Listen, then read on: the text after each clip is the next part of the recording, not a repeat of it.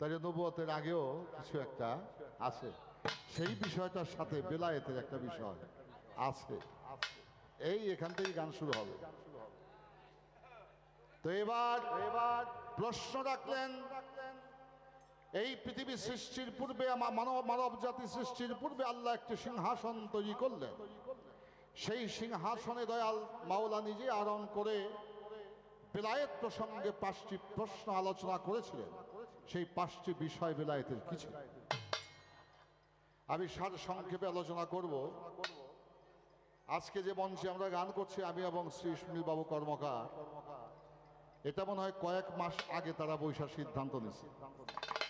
আমার সাথে যোগাযোগ করছে, টেলিফোনে কথা হয়েছে, কাকে বলা যায় কাকে বলা যায় না ইত্যাদি ইত্যাদি। সিদ্ধান্ত হয়েছে আরিফ দেওয়ান এবং সুনীল কর্মকার গান করবে। আজকে গান হচ্ছে, কিন্তু বিষয়টা অনেক আগেই নির্ধারণ হয়েছে। তাহলে বোঝা যায় প্রত্যেকটি জিনিস বাস্তবায়িত করার আগে সলা পরামর্শ করতে হয়। তাই নবুয়ত বেলায়েত সৃষ্টি করার পূর্বে আল্লাহ তাআলা আদমকে সৃষ্টি করার পূর্বে আলমে আরো একটি সিংহাসন করলেন, তৈরি করলেন। সেটা নূর দ্বারা তৈরি করা হলো। সেই সিংহাসনে অধিষ্ঠিত হলেন স্বয়ং সৃষ্টিকর্তা আমার প্রভু পাক পরওয়ারদিগার। সেই সম্মেলনের মধ্যে আজকে যেমন বিন্দুসার বাবার দরবারে অগণিত ভক্ত আসছে, এই আদম সৃষ্টি হওয়ার পূর্বে ফেরেশতা ছাড়া আর কিছুই ছিল না। যদিও এর আগে সৃষ্টি হয়েছিল, তাদেরকে ধ্বংস করা হয়েছিল। আল্লাহ ঘোষণা করলেন, আমি আমার প্রিয় আদম সৃষ্টি করব। ফেরেশতারা বললেন, হে পাক পরওয়ারদিগার, আপনার ইবাদত বন্দিগি করার জন্য আমরা ফেরেশতারাই তো যথেষ্ট। আমার ঘরও নাই, বাড়িও নাই, চাকরিও নাই, চূড়াও নাই, কিছুই নাই। আমাদের কোনো আহার নিদ্রা নাই। আমরা 24 ঘন্টায় আপনার ইবাদতে মশগুল থাকি। আপনার ইবাদত বন্দেগী করি আপনি কোন কারণে, কোন লজিকে হে বারে খোদা আপনি আদম সৃষ্টি করবেন? আল্লাহ বললেন, কাল আইনি মালা তা কাল আলাম। আল্লাহ ঘোষণা করলেন, কাল আইনি মালা তা কাল আলাম, হে ফেরেশতা, আমি যাহা বুঝি তোমরা তাহা বোঝো না। এই তো চলে আসলো, আমি মাটি দিয়ে আদমকে সৃষ্টি করব। এই আদমের মধ্যে আমি নিজেই লুকাবো, এবং এই আদম আমার হবে প্রতিনিধি, এবং আমি আল্লাহ এই আদম সন্তানের সাথে প্রেম ভালোবাসা করব। বাজা, আল্লাহর প্রেমটা ফেরেশতার সাথে হয় নাই। আল্লাহর প্রেমটা আরশের সাথে হয় নাই, আরশে আজিমের সাথে হয় নাই, মোকামে মাহমুদার সাথে হয় নাই, জিন পরি ফেরেশতার সাথে হয় নাই। আল্লাহর প্রেমটা হইছে আদমের সাথে। এবং রাসূল পাক সাল্লাল্লাহু আলাইহি ওয়াসাল্লাম হাদিস কুদসিতে বলেছেন, কুলবিন মুমিনিন আরশেহু তাআলা, যে ব্যক্তি মুমিন হয়ে যায় তার মধ্যে স্বয়ং আল্লাহ গিয়া তার অন্তরের মধ্যে তার আসন করে বসে। তাইলে বোঝা যায় যে আল্লাহ নবুয়ত সৃষ্টি করছে, সেই আল্লাহ এই আদম তনের ভিতরেই আসা যাওয়া করে। এই খবরটা বাজানো আপনারা পাইবেন না। আপনারা জন্ম অন্ধ মানুষ, তো চোখ থাকিতে অন্ধ কেন কাদিস অবেলায়, খাঁচার পাখি তোর বাঁধন কেটে যায়। আমি গান রাখলাম, মিউজিক রাখলাম, পিঞ্জর খুলে দিয়েছি, যা কিছু কথা ছিল আমি বলে দিয়েছি। তাই আমি বলবো, আল্লাহ সর্বপ্রথম আদমকে সৃষ্টি করলেন, তার উদ্দেশ্য ছিল আদম হবে আল্লাহর রিপ্রেজেন্টেটিভ, প্রতিনিধি। এবং শুধু প্রতিনিধি নয়, আল্লাহ নিজেই আদমের সাথে প্রেম করবে, এবং এই আদমের ভিতরেই তিনি থাকবে, যদি তাকে কেউ রাখার মতো রাখতে পারে। একটা গান শোনেন, তারপরে আরো কিছু কথাবার্তা আছে, বহুত বক্তব্য আপনি রাখছেন। আমি এত কথা বলবো না, সারসংক্ষেপে আপনার কথাগুলো কাউন্টার দিয়ে আপনার জবাব দিয়ে আমি চেষ্টা করবো আপনাকে প্রশ্ন করার জন্য। মানুষের ভিতরে আছে, মানুষের ভিতরে আছে আল্লাহ নবীর বানাম খানা। মানুষ যতন করো যত, অযতনে ধন মিলবে না। মানুষ যতন, মানুষের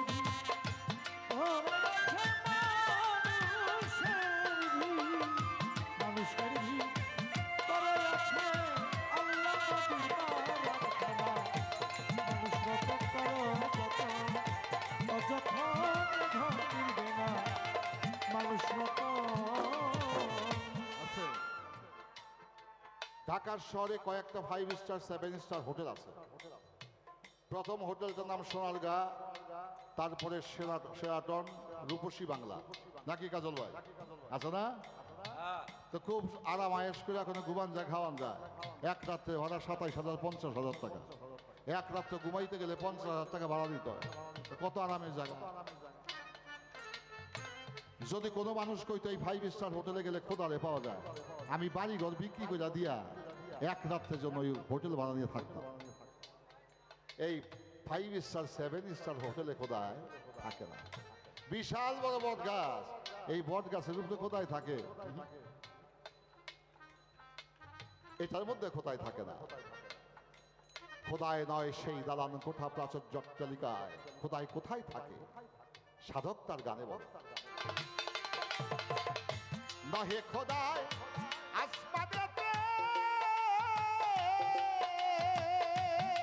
সুনীল দা নহে খোদায় জমিনেতে,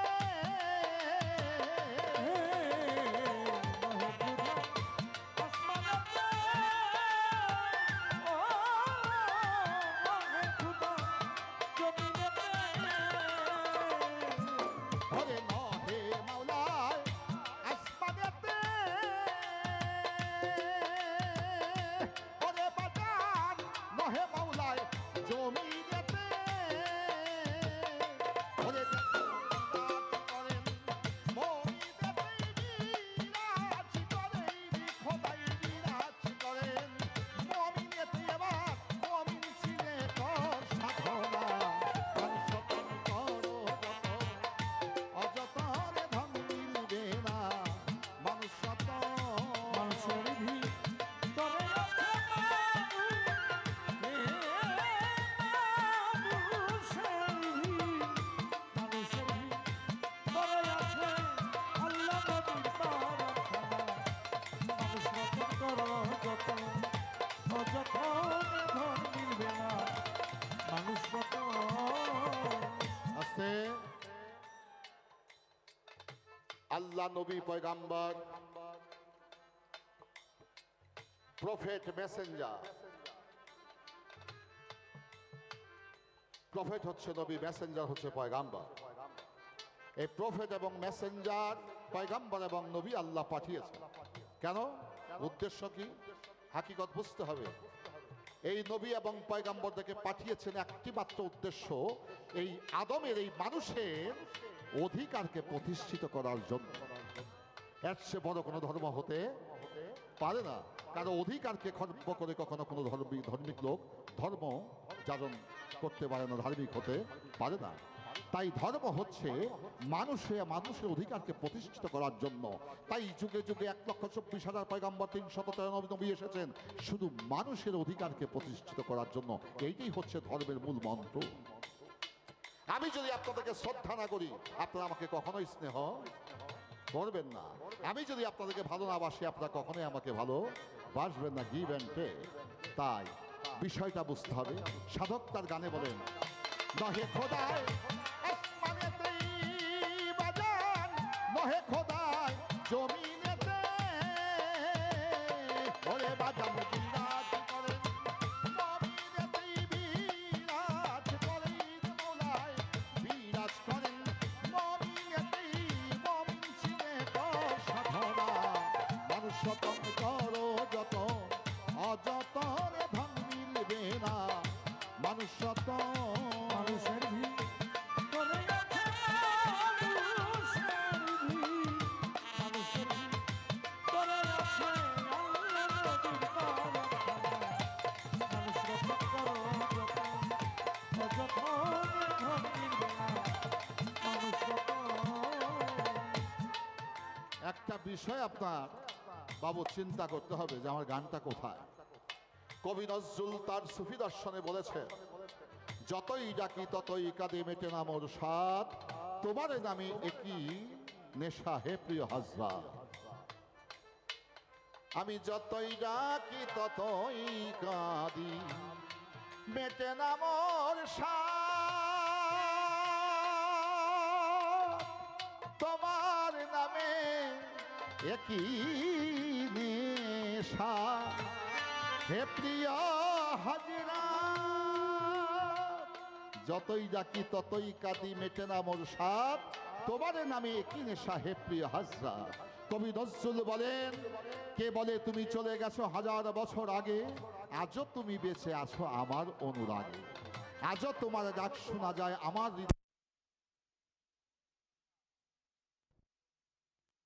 সেই নবী এই আদম সন্তানের ভিতর শুধু নবী নয়, আল্লাহ সহকারে থাকে যদি কেউ তাকে রাখার মতো রাখতে চায়। কোরআন কয় গায়েবে খোদা, মোকামে মঞ্জিল মাহমুদা। কোরআন কয় গায়েবে খোদা, মোকামে মঞ্জিল মাহমুদা।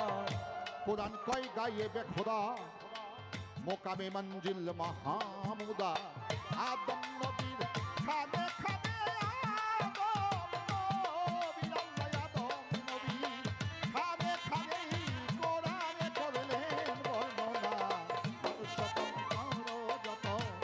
অযতনে ধন মিলবে না, মানুষ মানুষের ভিতরে আছে মানুষের ভিতরে, মানুষের ভিতরে আছে মানুষের ভিতরে আছে আল্লাহ নবীর বারাকানা। মানুষ রতন করো যতন,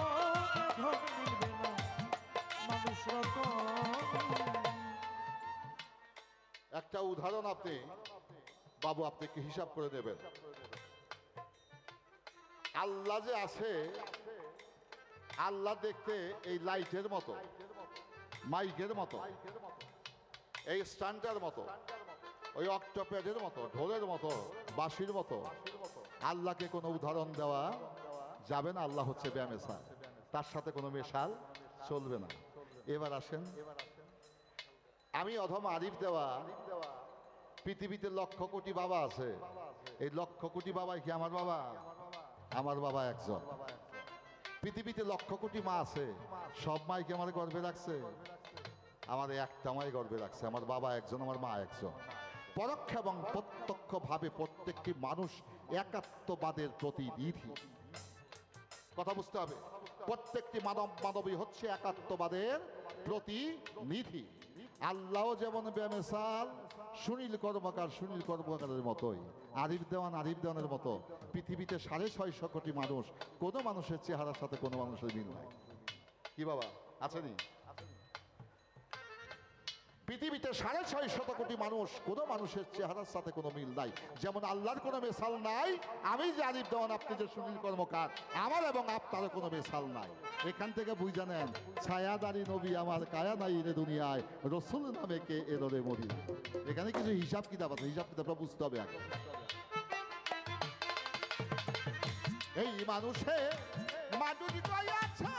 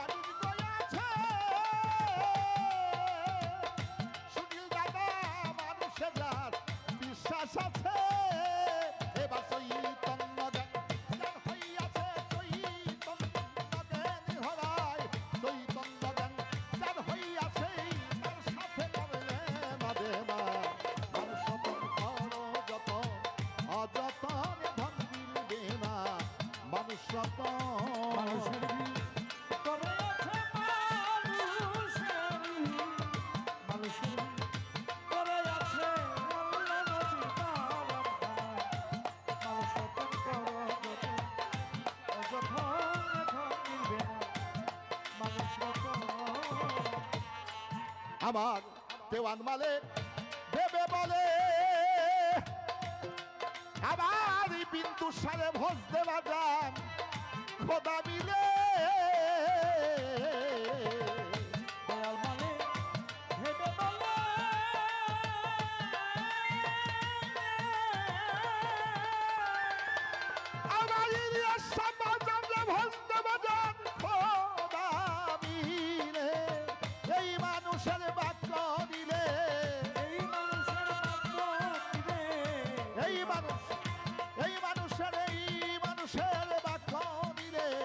দেহ হবে কাঞ্চা সোনা, মানুষ যতন করো যত, ধনে ধন মিলবে না, মানুষ রতন মানুষের ভিড় করে আছে মানুষের ভিড় করে আছে আল্লাহ নবীর বারাখানা, মানুষ রতন করো যত, অযথনে ধন মিলবে না, মানুষ রতন। ধৈর্য ধরে নীরব থাকেন যতই আছেন জ্ঞানী গুণী, সাধুগুরু পাগল মস্তান, অলিয়া উলিয়ারা শেখান, নবুয়ত আর বেলায়েতের পালা নিয়ে আজকে চলবে সভায় গান। বেশ তো সুন্দর প্রশ্ন করেছে আমার, তাতে দুঃখ নাই, তবে একটা কথা বলছে সুনীল বাবু, এই কথাটা শুনে আমি দুঃখে মইরা যাই। কি কথা? কই লোকটার সাথে গান হইলে আমার শুধু ঝগড়া হয়। বাবা, ঝগড়া দুইটি প্রকৃতি আছে, একটা হইলো ভাবে, একটা হইলো ভাবে। একটা ঝগড়া ওহিকের আর একটা ঝগড়া প্রেমিকের, একটা ঝগড়া অজ্ঞানীর আর একটা ঝগড়া হয় জ্ঞানীর। আপনি নির্ণয় করবেন আপনার ঝগড়াটা কি ওহিকের সাথে না প্রেমিকের সাথে, অজ্ঞানীর সাথে না জ্ঞানের সাথে। আজকে আপনার সাথে ঝগড়া হবে আর জ্ঞান নিয়ে। কি বাজান? আজকে ঝগড়া হবে জ্ঞান নিয়ে। আপনি বলেছেন এই পৃথিবীতে সৃষ্টির পূর্বে আমার নবী মোহাম্মদ সৃষ্টি হয়েছে, নবুয়তের নবী। আমি আপনার কথার কাউন্টার দিলাম, এই নবুয়তকে যিনি সৃষ্টি করছে তিনি হইল নবুয়তেরও বড়। আর সেই আল্লাহ এবং নবী এই দুইজনই থাকে এই মানব দেহের কায়ায়। তাই নবী বলেছেন কুলবেন মুমিনিন আরশাহতালা। আমি নবীর কথা কি মিথ্যা হইতে পারে বাবা? তাইলে বোঝা যায় নবী এবং আল্লাহ এই দুইজনই আদমের ভিতরে থাকে। তাই এই বিষয়টা আপনাকে অনুধাবন করতে হবে, উপলব্ধি করতে হবে, চেতনায় আনতে হবে। আস্তে এক লোক তরমুজ ক্ষেত চাষ করছে, তরমুজের লতা কিন্তু খুব চিকন, কিবা চিকন না, পাতা ছোট, লতাও চিকন। টাকায় দেখে 10 কেজি 15 কেজি ওজনের একটা মটকার মতো ফল ধুইয়া দিচ্ছে। ওই লোকটা আবার আমার মতো একটু ব্যাক্য, তখন খোদার কোনো আক্কল নাই রে, এই চিকুন লতার মধ্যে দেখো মটকার মতো একটা ফল দিয়া থইছে। কত বড় আক্কল আলার ঘরে আক্কল আলা, খোদারে কয় আক্কল নাই।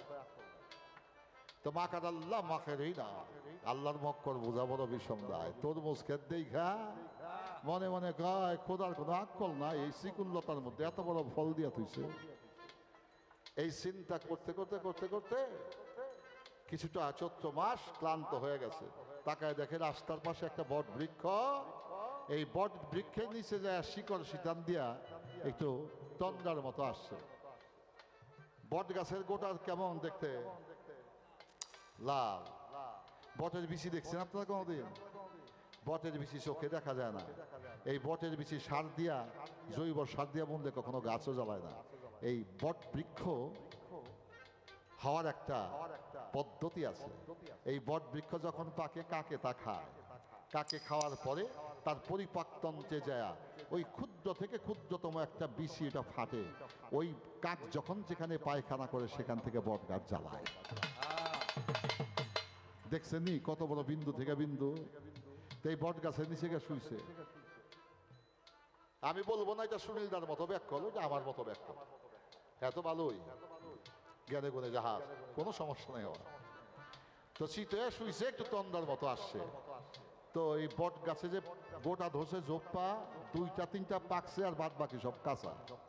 একটার মধ্যে ঠোকর দিছে, একটা গেছে মুখে, ঠোঁটের আঘাত পায় আর একটা বট গোটা ওই যে বেটায় আক্কলালার ঘরে আক্কলালা তার বুকের মধ্যে ঠাস করে পড়ছে।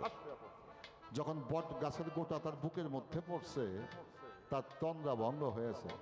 তাকায় দেখে একটা বট বৃক্ষের গোটা। তখন চিন্তা করে, আমি ঘন্টা খানিক আগে কইছি খোদার কোনো আক্কল নাই, এই চিকুন লতার মধ্যে 10 কেজি 15 কেজির মটকার মতো ফল দিছে। বট গাছটা যত বড়, এই গাছ অনুপাতে যদি ফলটা বড় হইতো, আর ফল যদি আজকে আমার বুকে পড়তো, আজকে আমার ভবলীলা সাঙ্গ হয়ে যাইত। তখন তার মধ্যে হুঁশ আসছে, বলছে মালিক তোমারই আক্কল আছে, আমারই আক্কল নাই।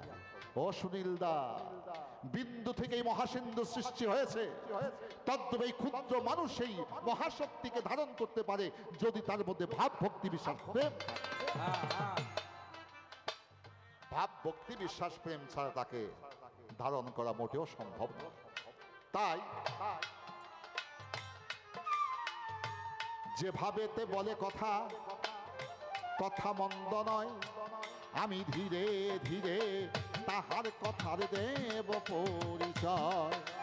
গাই দেব পরিচয়, আমি দেব পরিচয়। হাদিসে পড়ছি বহুত আগে, 45 বছর আগে। নবুয়তের 46 ভাগের 1 ভাগ মানুষের মধ্যে এখনো আছে। এটা শুধু ওলিয়া উলিয়ার মধ্যে সীমাবদ্ধ নয়, সাধারণ মানুষের মধ্যেও থাকতে পারে। এটা কি জানার দরকার আছে নিবাজান? দরকার আছে। পুরুষ মানুষ কোন কাতে ঘুমাতে আল্লাহ আদেশ করেছে, আল্লাহ নবী বলেছে, ওলিয়া উলিয়ারা বলেছে, এটা কি জানেন? পুরুষ লোক তাদেরকে ডান কাতে বেশি ঘুমাতে হয়, যারা নারী তাদেরকে বাম কাতে ঘুমাতে হয়। তবে ডান বাম করতে পারে, পুরুষ যেন ডান কাতে ঘুমায়। আর কোনো মানুষ যেন চিত হয়ে না ঘুমায়।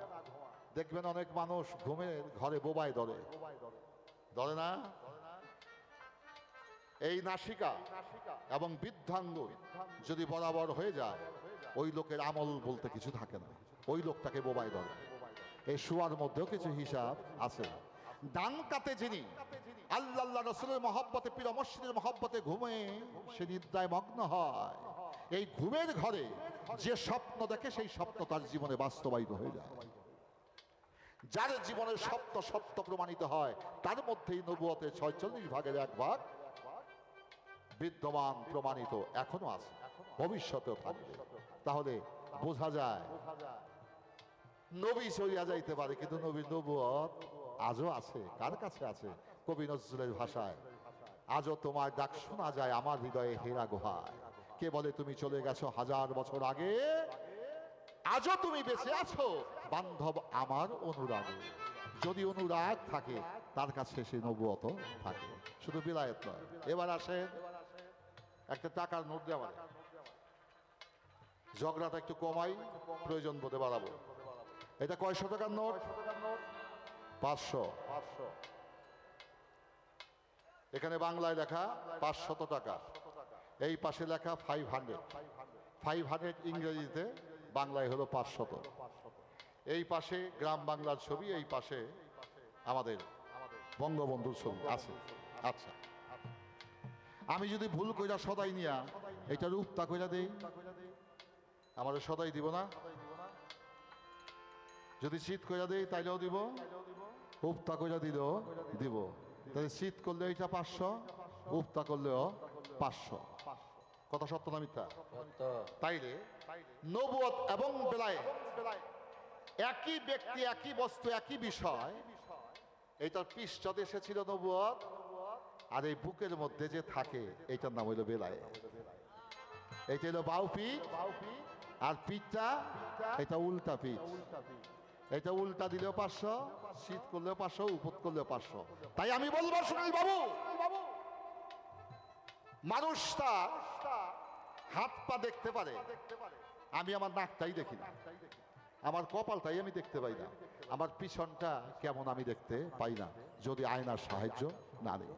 যে মানুষটা নিজকেই নিজে পূর্ণাঙ্গ ভাবে দেখতে পারে না, সে কখনো বেলায়েতকেও হাসিল করতে পারে না। আর যে মানুষ পিছন, ডান, বাম, সামনে পর্যবেক্ষণ করতে পারে, দর্শন করতে পারে, সে বেলায়েত যেদিকে তাকায় সেদিকেই বেলায়েত দর্শন করতে পারে।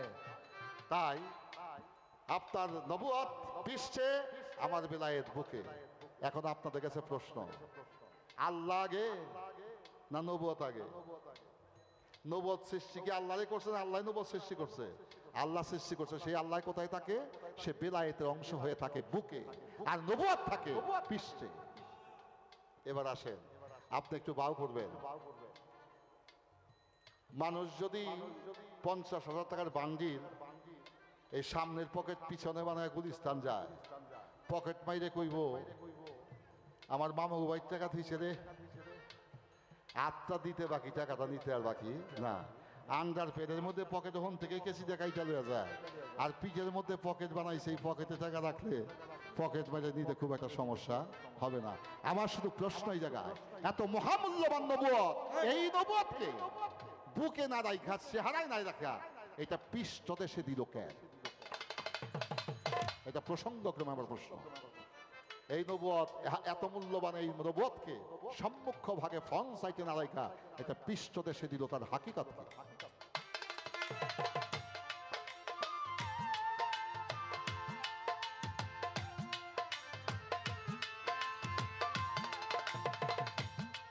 বেলায়েত কেমন দেখতে চাই, শোনেন ভাই আরিফ দেওয়া।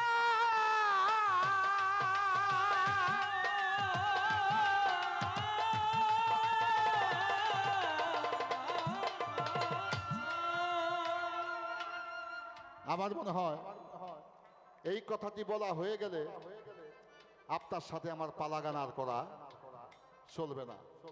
যে আল্লাহকে সারা জীবন ডাকছি, হে আল্লাহ যদি কাছে আসে, এখন কি ডাকুন না দেখুন?